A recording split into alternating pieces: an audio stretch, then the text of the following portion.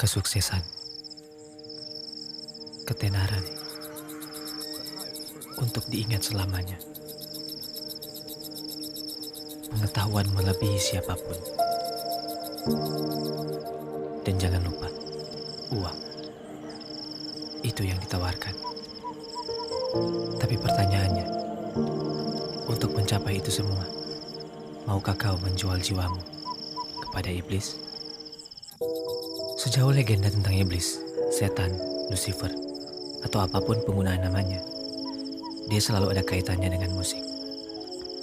Dari pendapat mengenai sebelum menjadi iblis, dia merupakan pemimpin paduan suara di surga, sampai pada duel musik antara iblis dan manusia.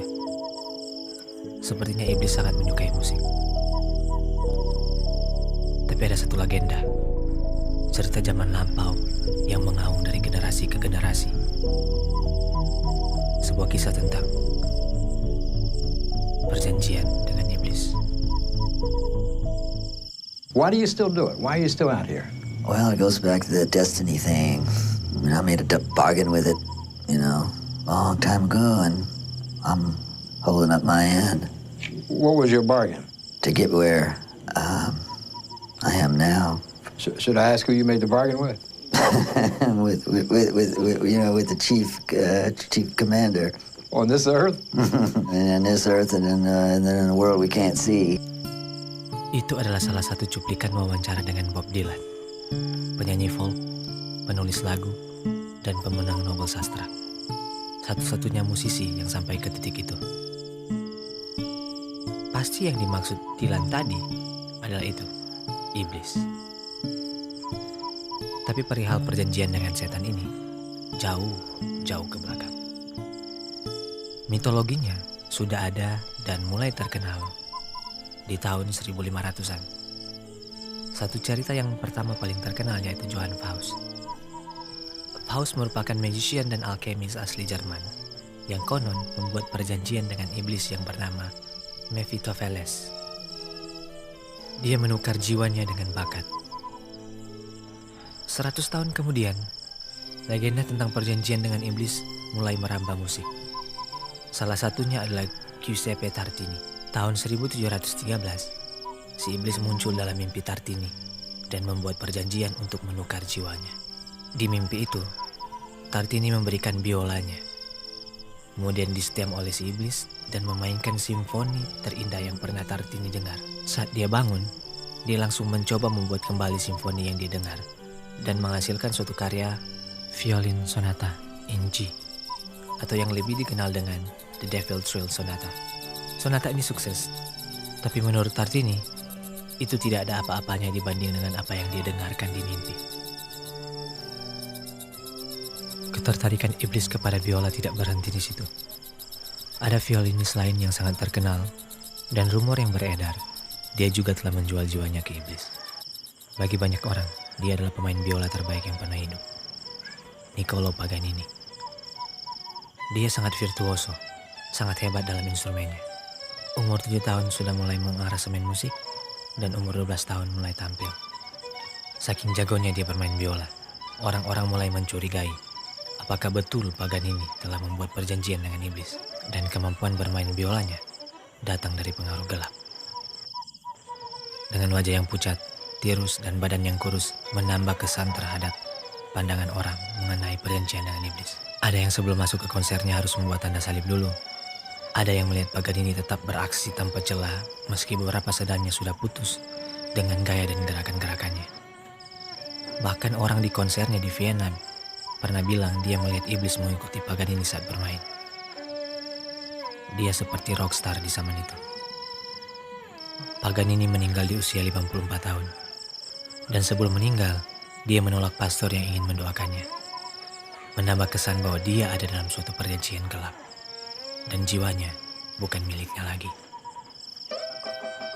Setelah 100 tahun kemudian, legenda tentang iblis yang berkeliaran dengan maksud membuat perjanjian dengan manusia demi jiwa terus berlanjut. Tahun 1920 dan 1930-an, ada dua musisi Delta Blues yang sangat diasosiasikan dengan iblis. Pertama, Tommy Johnson. Kisahnya, suatu malam Tommy pergi ke salah satu perempatan yang disebut Crossroad. Sebelum tengah malam, saat Tommy memainkan gitarnya, datanglah laki-laki hitam besar, mengambil gitarnya dan menyetemnya. Setelah itu permainan gitar Tommy berubah.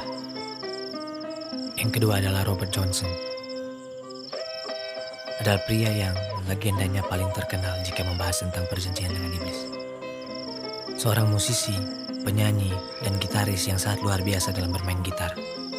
Dan dampak dari musiknya sangat berpengaruh terhadap perkembangan musik sampai saat ini. Robert muda mulai bermain gitar, tapi sepertinya bakatnya tidak di situ. Mengutip seorang gitaris blues yang seera dengan Robert Johnson, suara permainannya tidak enak didengar, membuat orang lain jadi marah, dan orang bilang untuk menjauhkan gitar dari Johnson.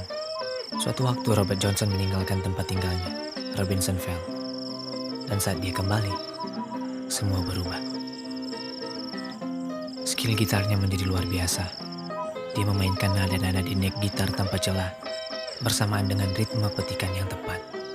Bahkan katanya, Keith Richards dari Rolling Stone, waktu pertama kali mendengar permainan Robert Johnson, dia seakan mendengarkan dua orang yang sedang bermain gitar secara bersamaan. Rumor mulai menyebar.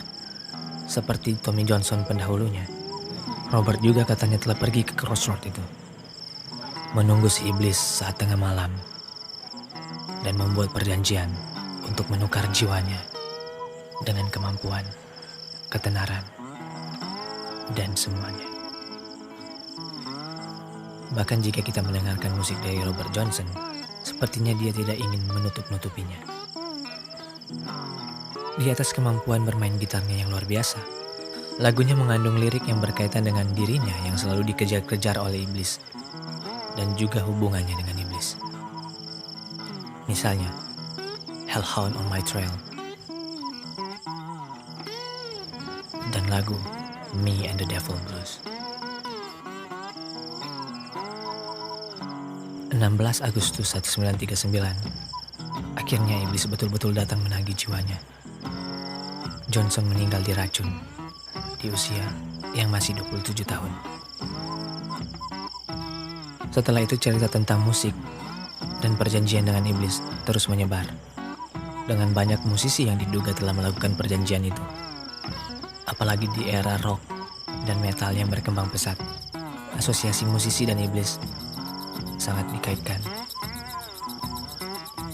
Tapi era sekarang, kita belum mendengar lagi kisah tentang perjanjian gelap ini.